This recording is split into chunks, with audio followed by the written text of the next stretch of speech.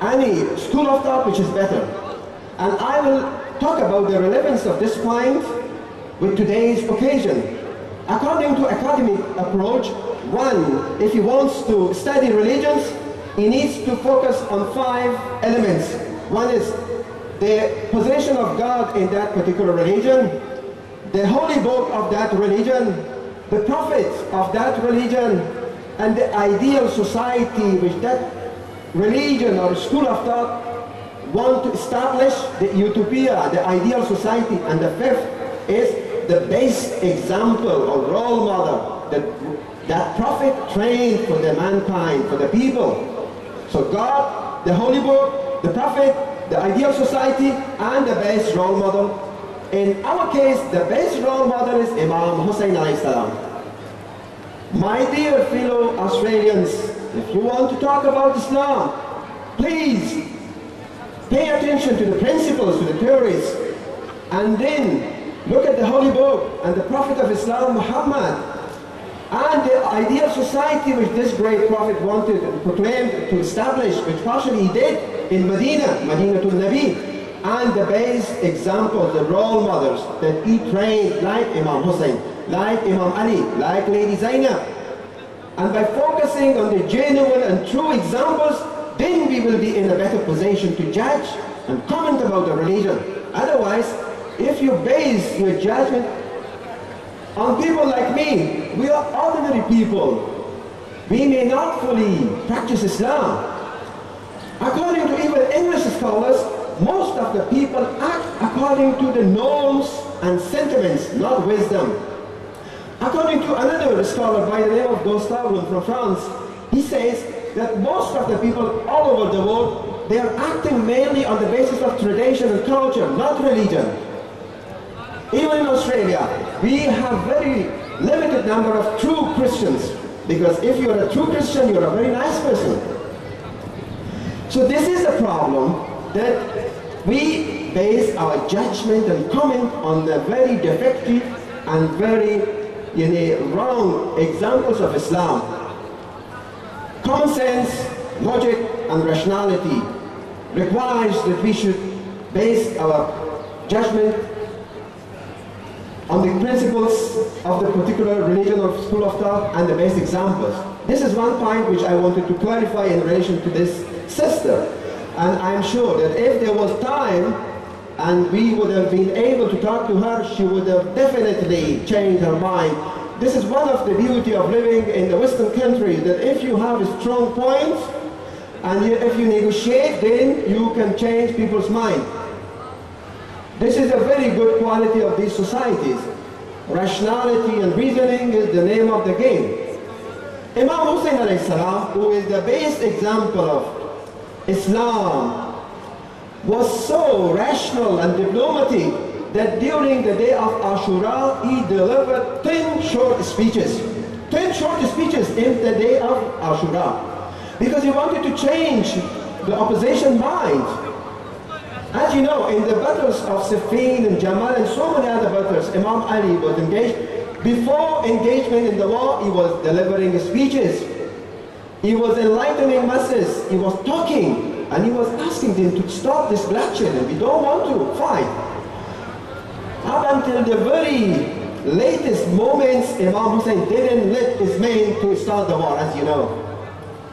And even he was so nice and decent that when the commanders of the other side was coming to him, he was very respectful and he was very polite in addressing them. So Ashura is a very great example of proving that Islam is a very peaceful, moderate, and rational religion. Let's talk about Zainab. We are living in a society which women are having a lot of rights. What about Islam? In Islam, 14 centuries ago, women had the right to choose their own partner. The women had the right to own property. The women had the right to put conditions before the marriage. The women had so many rights, including a right, not only right, an obligation to take part in politics, to resist, and to fight against tyranny, as Lady Zainab did. Zainab was the leader in Karbala movement. She was the spokeswoman for this uprising. She was so courageous that although she saw tens of men and women who were killed in front of her, she was still patient and was giving courage and patience to the other orphans. So much so that when Lady Zainab was crying beside the body of Imam Hussein and other martyrs, shuhada, and when Imam Sajjad came and he was also crying, Lady Zainab said, "Don't cry." In the next time, in the future, a lot of people come and visit this place. This place will turn into a shrine. And interestingly and very meaningfully now, Karbala is the most popular shrine in the whole world. Millions and millions of people are visiting this holy shrine. The prediction of Lady Zainab happened, a reality. But people like Saddam were not letting the followers of Ahlul Bayt and Muslims to come and visit Karbala. Why? What is wrong with visiting a shrine? Nothing is wrong with that. But Karbala is full of enlightening message, full of moving masses, full of so many spiritual messages that causes a society to demand their rights and stand for their rights and ask for their full dignity. Saddam was saying that I don't want to repeat the mistake of Yazid, because Yazid only killed Hussein, but he did not kill Lady Zainab. I want to kill Baqir Sadr, who was the Hussein of our time, a great scholar from Iraq, and his sister, Bint al-Huda, who was playing the role of Zainab. And he killed both of them. And he didn't let people to go and visit that shrine. But now millions of people are coming and visiting that holy shrine. Sallu ala Muhammad wa ala Muhammad. To come to the fold of Islam, we have 4 stages. Islam, Iman, Taqwa, and Yaqeen. Yani, Islam, as everybody knows, and Iman, faith, and Taqwa, piety, and Yaqeen, certainty. There are stages. Unfortunately, my fellow Australians, a lot of Muslims, a considerable number of them are in a very elementary stage of being Muslim, in a very primitive stage of coming to the fold of Islam. What does that mean? Just believing, saying there is God, there is no God but Allah, and Muhammad is his messenger. It's up to you whether you fully practice it or not. That's it. We regard you as a Muslim. But it's not enough. Islam wants us to go and elevate our Iman and improve our faith. Unfortunately, not all of us are very, very good Muslims and faithful, as the terminology of Quran says. قالت الأعراب آمنا قل لم تؤمنوا ولكن قولوا أسلمنا ولما يدخل الإيمان في قلوبكم. This is the answer for all non-Muslims when it comes to the question of bad Muslims. The Arab village people come to you and say, we are mu'mineen, we are faithful. Tell them, oh Muhammad, you do not have faith, you have Islam. You have a very primitive and very elementary understanding and interest towards Islam. Faith so far has not penetrated into your heart. So this is the difference between a mu'min and a Muslim. This is the difference which a very intelligent person knows, because he who is more aware and intelligent, he knows the differences between a mu'min and a Muslim, between a muttaqi and a mu'min, and between a mutayaqqin and someone who is a muttaqi or pious. And this is eliminating lots of misunderstanding in relation to Islam and Muslims. Unfortunately, the very bad extremist militant Muslims are daily bombarded in the media, and most of the people are thinking that this is the main representative of Islam and Muslims. They forget that the true representative is Imam Hussein and Lady Zainab. Lady Zainab can be a very great role model for a very liberated woman in this time and this era and in this country. Because she was so courageous, so brave that even in the presence of the leader, she was very much critical of the regime. And so patient and deep in her faith that when there were so many shuhada, martyrs, in the Battle of Karbala, and she lost 2 sons, her brothers, and very important sympathizers and supporters, she was not having any pain in the sense that she loses her conscience and peace of mind. No, Zainab is the leader of management crisis, because although there was a crisis in Karbala, but she was able to manage this crisis and lead the remaining of the martyrs, shuhada, and trying to inspire them and motivate them and give them patience and courage. And she said, Allahumma taqabbal minna hadha al-qalila min al-qurban. Oh Lord, please accept from us this very small sacrifice. Yani Imam Hussein, with all its greatness, is described as a very small sacrifice by Zainab. Isn't that very wise and spiritual? Coming from a lady who has lost 2 sons, brothers, sympathizers, supporters.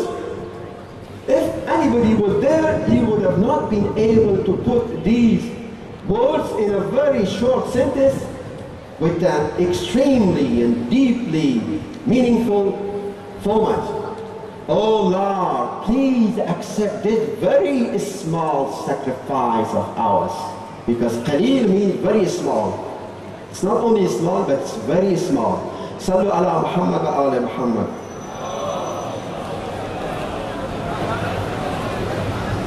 In relation to the misunderstanding regarding Islam, let me tell you a very short story regarding Marx.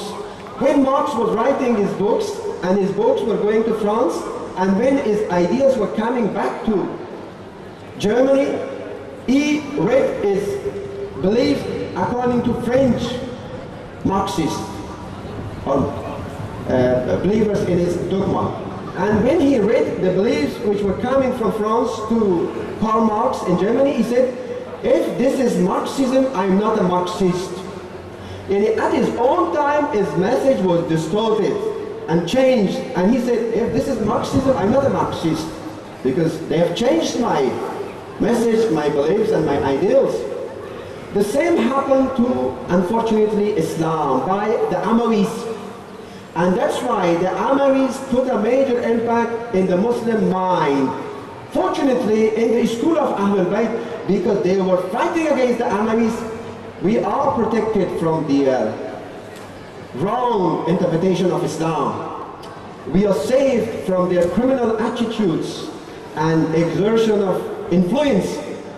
And unfortunately, because of the fact that we are not making our presence felt all over the world, so that's why the true picture of Islam has not been exposed fully. Partially it has been, but not fully. The good outcome of these gatherings is that the people will know more about Islam. Of course, this is a very small step, but according to one scholar, if I knew the aftermath, the outcome of minor things, I would not have called anything minor. This is minor, but the outcome is great. So you shouldn't call it a minor incident or event or development. It's a major phenomenon. Why? Because anything which has been dedicated for the sake of Allah subhanahu wa ta'ala, how it can be small and minor? Your intention is great. The greatest deprivation of Imam Hussein was not lack of water in Karbala. The greatest deprivation of Imam Hussein was lack of labbaik, lack of saying yes to him. And you said yes to him today. That was very beautiful. And his speech counts. As Imam Ali says, the human being is counted on the basis of his speech, but he is assessed and evaluated on the basis of his deeds. So we need to make more efforts in order to apply the teachings of Ahlul Bayt. We need to be better Muslims. And this is one of the beauty of this gathering, that people from different races, different tribes and classes and genders are coming in this place, and all of them want to express their love and affection for one value. Imam Hussein is a value. He is in equitation. He is not just a person. He is not a body. He is a truth.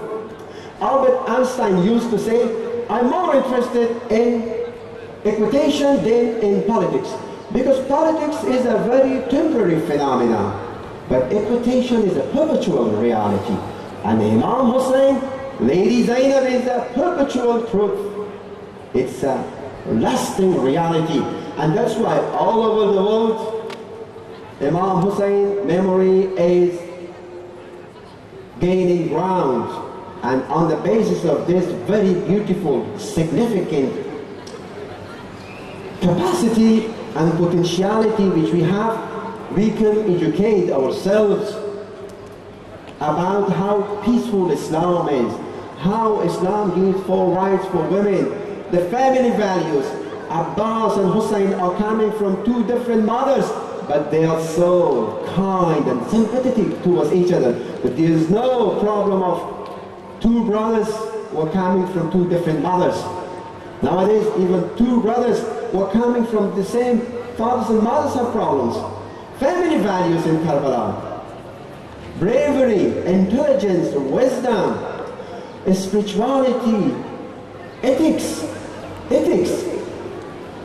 the crisis of the management crisis by Lady Zainab, and so many other wonderful messages which this beautiful uprising had. Sallu ala Muhammad wa ala Muhammad. This is very important, that in order to be saved from the declining position which we have, we need to ask ourselves what went wrong that we face this calamity. Because any society which does not ask for the factors behind its decline, it will be in a declining position forever. So we need to know what went wrong that Karbala happened. This is a very key question. And it's a very interesting topic to study. The history of Islam is so magnificent, so mysterious, spiritual, full of adventures, full of learning lessons that even today we can apply these lessons. Because as I said in the beginning, the history is a stage of confrontation between those who belong to the party of Hussein and those who belong to the party of Yazid. And interestingly, people who are not Muslim, they can also come under the banner of Imam Hussein. And Imam Hussein was nice enough when he addressed the soldier of the opposition that if you don't have religion, at least be liberal in your mind. And he who may not have a religion, he may have some other good qualities. He may be a liberal, a free-minded person. And if you are a liberal person, a free-minded person, an intellectual, then we can come to understanding, good understanding. And the banner of Islam is covering everywhere, everybody. As Quran says, وَمَا أَرْسَلْنَاكَ إِلَّا رَحْمَةً لِلْعَالَمِينَ. We did not send you, O Muhammad, but a mercy for the whole universe, not only human being, but the whole creation. Karen Armstrong has written a book about Prophet Muhammad, peace be upon him. And her book is found in public libraries and in bookstores in Australia, Karen Armstrong. And her book becomes bestsellers in English-speaking countries. In that book, she admires the Prophet of Islam. And then she says that once upon a time, a cat came and slept on the sleeve of the abba of Rasulullah, the clothes which Rasulullah was wearing. So the cat came, this American lady who is coming from a Christian background, says the cat came and slept over the sleeve of Rasulullah. When Rasulullah became awake, he noticed that this cat is asleep. And he did not disturb the sleep of this cat. He waited till this cat was awake and then he proceeded to move towards this direction. And then she says, the value of the human being nowadays cannot be counted only on the basis of how you deal with the other human being, but on how you can deal and behave with the animals. If you are more considering of animals, if you are more careful about animals, you are a better person. But Quran says, you have not been sent except a mercy for the whole universe, even for the plants, for the sky, for the stone and tree, for everything. Islam is a mercy. And Imam Hussein is a mercy. And that's why being a non-Muslim doesn't mean that we cannot be in good terms with others. No. It was very nice of you that you wanted to have a fundraising for the victims of flood in Brisbane. Our sympathy is very important, and it's not coming out of personal choice and taste. It has its basis in our principles. Because according to Quran, according to Islam, we can give sadaqah, sadaqah mustahabi. We can give donations for non-Muslims. Yes, it is in Islam. Once upon a time, Imam Ali was going from one place to another, and a poor old man came and he was begging, and Imam inquired because he wanted to know, why is he begging? This should be a question in our mind when we see a beggar, because that's abnormal. It shouldn't be. And no. So Imam said, what's wrong? And someone said, don't worry, he's a Christian. Imam said, how come you say that? When he was young, you were benefiting from his services. Now you want to leave him alone? No, write his name in the record of Baitul Mal and give him monthly income. This is the mentality of the father of Imam Hussein, Imam Ali alayhi salatu wassalam. Once upon a time, a dead body was crossing from the presence of Rasulullah, Prophet of Islam, and in respect of this dead body, Rasulullah raised and he wanted to pay a tribute. Someone said, why do you do this? He is a Jew, he is not a Muslim. The Prophet said, wasn't he a human being? He was a human being, and I would like to show and express my respect for him. So this is the mentality of Islam. Arabyeen, the first Israeli foreign minister, writes in his book that the best time of Jews are under the government of the United States and the Muslim governments. When the Jews were under the Muslim governments, they were having safety and they were flourishing. And even sometimes they had ministers, for instance in Egypt, when the Fatimids were ruling Egypt. Anyway, Islam, alhamdulillah, praise be to Allah, is a very open religion. It's a matter of knowing and understanding this beautiful religion. And we should always express to our non-Muslim friends that please study Islam from Islamic sources, because the other sources are biased or defective. And when you read, come close and make questions and criticism. Be in a daily and constant contact, and then you know the reality. And please differentiate between Islam and Muslim. And please base your judgment on the principles advocated by true Muslims and their true embodiment of Islam, like among men, Hussein, and among the ladies, Zainab. According to one scholar, if we can have a family, that in that family the father is Ali and the mother is Fatima, and the son is Hussein, and the daughter is Zainab, the full glorification of Islam will be recovered. So this shows that a very strong family environment can create a great civilization. One of them Hussein, the other one Zainab. I would like to thank you very much for participating, and thank the Australian authorities for letting us to have this wonderful expression of our love and affection and peaceful dedication for our beliefs. Islam is one of the most important common grounds among us. The other common ground which we have among us is to be Australian. And because we are Australian, we need to prioritize our time on the basis of Australian sensitive issues, not our former territorial and tribal backgrounds.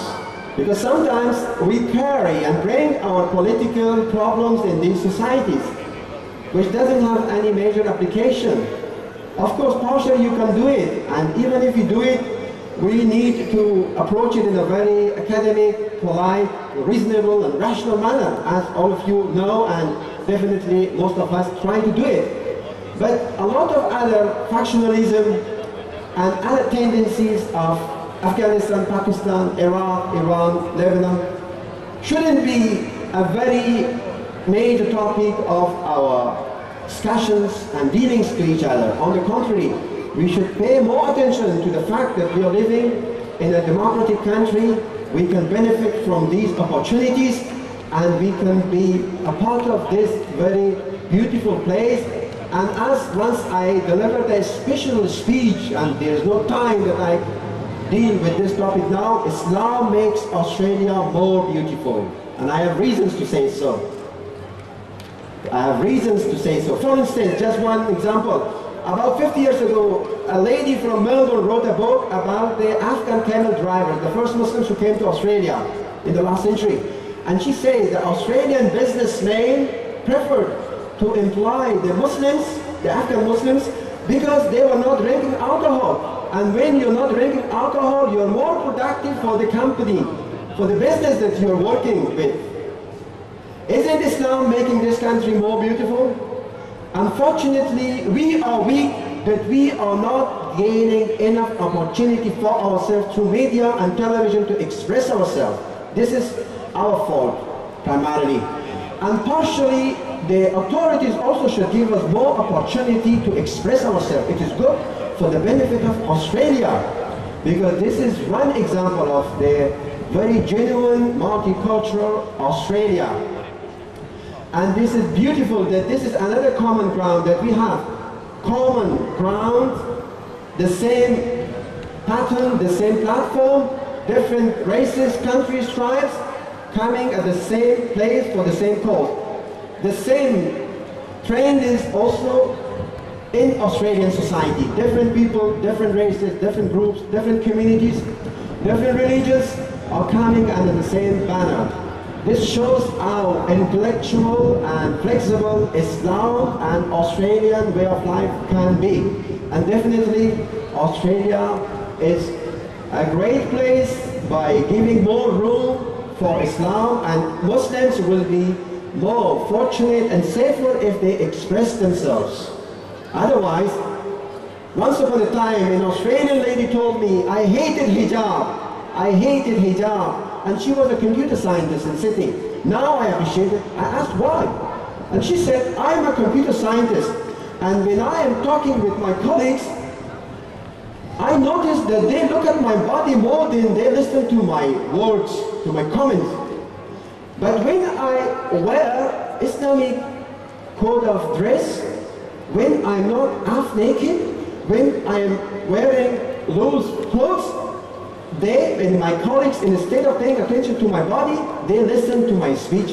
And now I appreciate the value of Muslim women code of dress. Yes, brothers and sisters, fellow Australians, one needs to be intelligent enough to understand the value of Islam. But yes, we are weak, that we do not get enough opportunity to express ourselves. And this is an opportunity to do that. And Alhamdulillah, we are giving this opportunity. This may be a very short step, but it can spark. It can inflame a major development. And please talk more and exchange books and be a good Muslim in your neighborhood. The last point, Imam Hussein says, good neighborhood is not to not agitate your neighbor. This is not good neighborhood, that you're not harming your neighbor. This is your job, you shouldn't do that. Imam Hussein, that this gathering is for his memory, he says, the good neighborhood is to be patient when your neighbor is agitating you. This is the mentality of a true Muslim. Sallu ala Muhammad wa ala Muhammad. Assalamu alayka ya Aba عبد الله وعلى الأرواح التي حلت بفنائك. عليك مني سلام الله أبدا ما بقيت وبقي الليل والنهار، ولا جعل الله آخر العهد مني لزيارتكم. Everybody, السلام على الحسين. Everybody, السلام على الحسين وعلى علي بن الحسين وعلى أولاد الحسين وعلى أصحاب الحسين وعلى أئمة من ذرية الحسين. وآخر الدعوانا أن الحمد لله رب العالمين.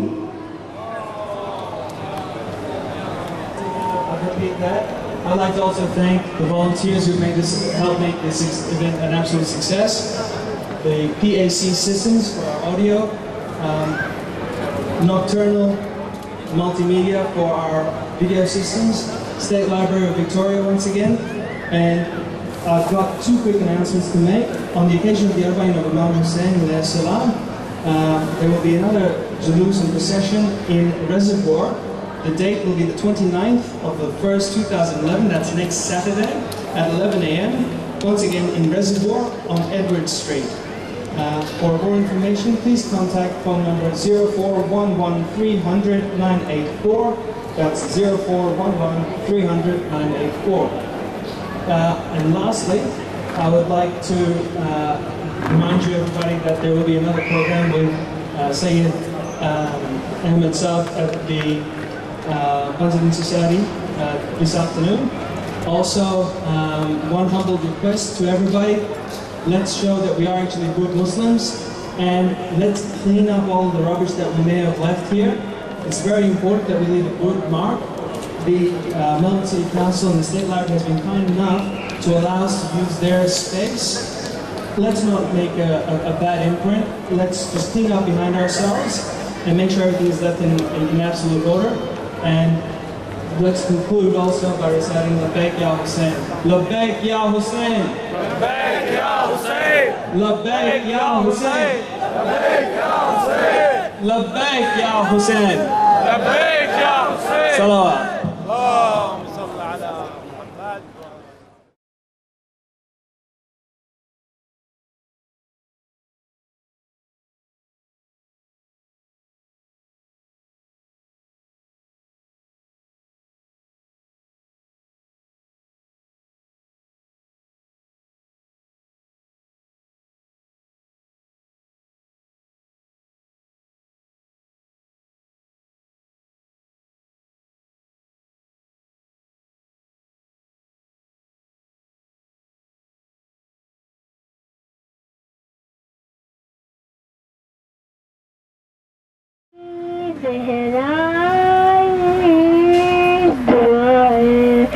बीबी ज़हराई दुआ है आपके दरबार में बीबी ज़हराई दुआ है बीबी